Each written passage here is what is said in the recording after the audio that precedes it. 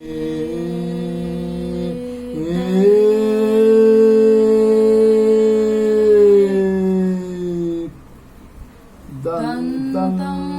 महाकायं लम्बोदरगजाननं विघ्ननाशकरं देवं हेरम्बं प्रणमाम्यहम्। एकदन्तं महाकायं लम्बोदरगजाननं विघ्ननाशकरं देवं हेरम्बं प्रणमाम्यहम्। जय गणेश। आज एक प्रसंग है जो प्रतिमा मूर्ति और देवी पूजन, प्रतिमा मूर्ति या देवी पूजन। हिंदू विचार पद्धति या हिंदू जो पूजा पद्धति है सो विभिन्न प्रकार के पूजा पद्धति का एक सम्मिलित और समेकित रूप है, उसी को हिंदू पूजा कहते हैं। इसमें जो पूजा होते हैं वह मुख्यतः दो रीति में, सनातन में दो रीति से पूजा की जाती है। तो एक लोक प्रचलित जो है उसमें है वैदिकाचार और दूसरा है तंत्राचार, माने तंत्र के अनुसार और वैदिक के अनुसार, ये दो पार्ट में है।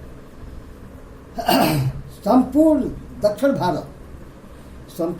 भारत, पश्चिम भारत भी, उत्तर प्रदेश का भी कुछ अंश, ये सभी वैदिक आचार से प्रभावित है। और पूर्वांचल प्रदेश जो है, जैसे बिहार का मिथिला प्रदेश, मगध भी ले लीजिए, पूरा बंगाल, आसाम, नेपाल, उड़ीसा, ये तंत्राचार से प्रभावित है। दोनों की जो पूजा पद्धति है वह यह है कि वैदिकाचार में ईश्वर एक बहुत पवित्र और पवित्रतम वस्तु है। तंत्राचार में ईश्वर जीव का अन्योन्याश्रय संबंध है, माने ईश्वर के बिना हम नहीं रह सकते, एक मिनट नहीं। ईश्वर के बिना हम एक उनकी कृपा प्रसाद से, उनकी कृपा से हम जीवित हैं, खा रहे हैं, भोजन कर रहे हैं। ये सारी गतिविधि जो है सो उनकी कृपा से है, माने ईश्वर की कृपा से है। अब उस ईश्वर की कृपा में माँ की महिमा विशेष मानी जाती है। माँ जगत ये जो है प्रसूति का, माने सृष्टि का, रचना का सर्व कारण वह स्त्री होती है और वह माँ है। तो स्त्री को माँ के रूप में प्रतिष्ठित करने के लिए तंत्राचार ने उसको माँ माना, माने समस्त स्त्रियां माँ हैं, इसीलिए कुमारी पूजा भी होती है। इसी क्रम में एक प्रतिमा पूजन रहता है। तो प्रतिमा पूजन जो है, जब प्रतिमा अलाई जाती है, तो प्रतिमा मान लीजिए अजीब और पत्थर की गई बनती है, एकदम पत्थर की बनती है। तो पत्थर को तराश करके उस देवता का पूजा के लिए प्रतिमा बनाई जाती है। माने काली की प्रतिमा जैसे हम बना रहे हैं, तो काली की प्रतिमा बना रहे हैं, तो काली की प्रतिमा है। अब काली की जो प्रतिमा है, काली की जो मूर्ति है, तो वैदिक आचार में उसकी बहुत साधारण, बहुत कम ही उसका प्रयोग है। उसमें प्राण प्रतिष्ठा की जाती है, उसमें प्राण प्रतिष्ठा जो की जाती है उसका बहुत सामान्य मंत्र है। तंत्राचार में प्राण प्रतिष्ठा के बहुत व्यापक मंत्र है, माने उस व्यापक मंत्र में है, उसमें प्राण प्रतिष्ठा में एक एक वस्तु का वहाँ पर आवाहन किया जाता है। आँख है, नाक है, कान है, हृदय है, ये केस है, बाल है, कान है, ये सारे चीज का आवाहन होता है। ये संपूर्ण रूप से बन करके वह जो प्रतिमा है वह माँ के रूप में बन जाती है, वह माँ हो जाती है। जिसे आपकी अपनी माँ है, उसी का वह जगन माता स्वरूप है, वह आपकी अपनी माता हुई। अब कोई भी तांत्रिक उसको मूर्ति नहीं कहेगा, प्रतिमा नहीं कहेगा, उसको माँ कहेगा। वह कुलाचार में माँ कही, माँ का बोध होता है, माँ है। अब जो है उसमें कभी कैसे प्रसंग आते हैं, जैसे मूर्ति भंग में, जैसे मूर्ति टूट गई, किसी का हाथ कभी भंग हो गया, या किसी काल बसात, जैसे 2000-4000 वर्ष से चल रहा है, तो काल बसात ये हो गया, या कोई विशेष आपदाएं हो गई, या किसी के ऐसा है जो किसी को बचाने में, किसी को बुलाने में भी उसका प्रयोग होता है। इस प्रकार वह उसमें बहुत सारे विवेचन हैं। हम वहाँ नहीं जाते हैं, हम अपनी यहाँ आते हैं। हमारी जैसी माँ है, हमारी माँ की प्राण प्रतिष्ठा की गई है, आँख की, कान की, नाक की, गेह की, समूचा पर, और उसमें एक अंश नहीं है, हाथ नहीं है, या हाथ टूट गया तो हाथ टूट गया तो इसका तो माँ को प्रवाहित और विसर्जित नहीं किया जाएगा।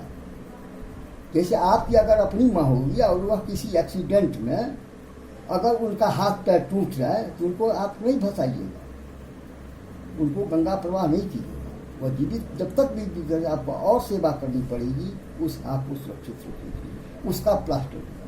तो हमारे यहाँ जो माँ की जो परंपरा है, उस माँ की परंपरा में उसको स्पर्श सदैव बोलते, जैसे मांस होता है, हम उसको छूने से, स्पर्श करने से हमें माँ का अगर बोध नहीं होता, हमें व्यक्ति का बोध नहीं होता, विषय का बोध नहीं होता है, तो आप उसके अधिकारी हैं ही नहीं। आपको ये होना चाहिए जो हम एक जैसे मनुष्य का होता है, मानव जीवन का है, उसका हम संस्कार करते हैं। इसी प्रकार ये एक बहुत छोटी सी कथा है। वह छोटी सी कथा सलेमपुर की है।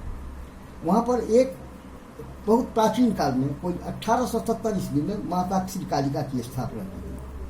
काल बसात वहाँ एक भूकंप आया। भूकंप में यह हुआ, वहाँ उनके जो पुजारी थे, उनके जो परिपुष्ट, तो भूकंप में सब आदमी बाहर जाता है, वो अंदर गए, जो हमारी माँ तो सुरक्षित, इसको कैसे निकाल करके ले जाएंगे, माँ सुरक्षित है कि नहीं। भूकंप तो टाइम नहीं लेता है, 2 सेकंड 4 सेकंड भूकंप में पूरा छत गिर गया। छत गिरने के बाद वहाँ ये हो गया, पूरा तहस नहस हो गया। कुछ देर के बाद कुछ लोग आए और उनको ये हुआ तो वो सब खत्म है, तो इतना है, इतना पूरा सोचिए, वो विशाल खंड उस समय का मंदिर 1934 में ध्वस्त हुआ है। वह छोटा बड़ा बहुत बड़ा मंदिर था, वह मंदिर ध्वस्त हो गया। तो वह मंदिर जब ध्वस्त हुआ तो अब तो वह नहीं रहे। किंतु जब लोगों ने निकाला, बहुत अथक प्रयास के बाद जब उसका खाली किया गया, उनको निकाला, तो जीवित थे और सही थे। वह भी जीवित थे और माता कालिका भी जीवित थी, उनका कोई नहीं था। लेकिन संपूर्ण छत का उस समय ये सीढ़ी चलता था, उसको ये शातिर कहते थे, या ये वो बहुत बड़ा खंभा जो था उनके हाथ के ऊपर गिर गया। हाथ के ऊपर उनके गिर जाने के बाद वह जब इनको सही स्थल, वह जो पुजारी थे उनका नाम था पंडित यदुनंदन मिश्र। पंडित यदुनंदन मिश्र को तो किसी तरह लोगों ने बाहर लाया। बाहर लाने के बाद वो कहे माता जी कहाँ ले गई, माता जी को कहाँ है, उनको जरा देखिए। कहे माता जी आपका सुरक्षित है, माता जी सुरक्षित है, मूर्ति नहीं कहा, प्रतिमा नहीं कहा गया, माता जी आपकी हैं, आपकी याद कर रहे हैं माता जी, आप यहाँ पर बैठिए, फिर माता जी के जाइएगा। तो हम उसका सामने पूजा होगा ना, एकदम पूजा होगी, विधिवत पूजा होगी, जैसे पूजा होती आई है उसमें कोई भी कटौत नहीं होगा, वैसा ही पूजा होगी जैसे सब दिन होता है। तो साफ कैसे होगा, आप हमको पहले साफ कीजिए। होते होते साफ हुई और ठीक वैसे पूजा भी उस दिन की गई, उसमें कोई अंतर नहीं हुआ जो उससे पहले पूजा हुई थी। उसी प्रकार उसका संपादन हुआ। अब ये संपादन करने के बाद ये प्रश्न उठा, किसी ने कहा, जब तंत्र में ये नहीं परंपरा थे, लेकिन गांव के बहुत लोग ये होते हैं, किसी ने कहा ये तो अनिष्ट का ये हो जाएगा। कहा क्या हमारी माँ की जो है प्रतिमा है, इनको हम कहाँ कर दें, आप दूसरा ले आएंगे। मैंने हम अपनी माँ को जाकर के गंगा में विसर्जित कर दिए और फिर दूसरी माँ को लाए। दूसरी माँ क्या मेरी माँ होगी, माँ तो यही है, 2 माँ होती है क्या, तो माँ यही रहेगी और माँ को प्लास्टर लगेगा, उनको ये हुआ, हम इसको हाथ जोड़ देंगे। फिर उसी प्रकार उनका जुड़ा हुआ अंश आज भी वहाँ विद्यमान है, कोई आदमी वहाँ जाकर के देखा सकता है। कुछ ऐसे मूर्ति आपके संबंध में प्रतिमाएं कहते हैं, तो माँ कहते हैं। एक माँ की मूर्ति है माँ तारापीठ में, तारापीठ में शीश नहीं है, तारापीठ में शीश है ही नहीं, वो शीश जोड़ा जाता है। उच्चैठ एक दरभंगा का स्थान है, वहाँ पर भी शीश नहीं है, वहाँ भी शीश जोड़ा जाता है।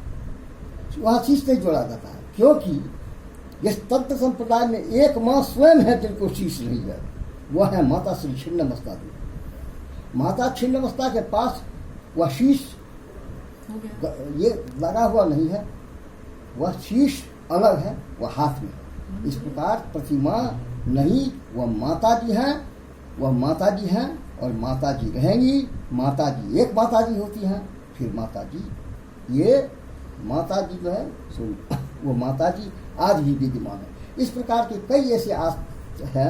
दरभंगा में कंकाली मंदिर है, वहाँ की भी ऐसी स्थिति है।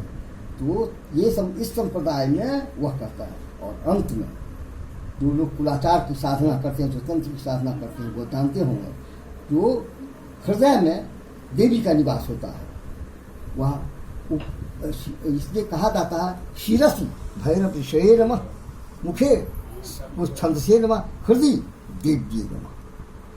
जय मां। एकदंतं महाकायं लंबोदर गजाननं विघ्ननाथ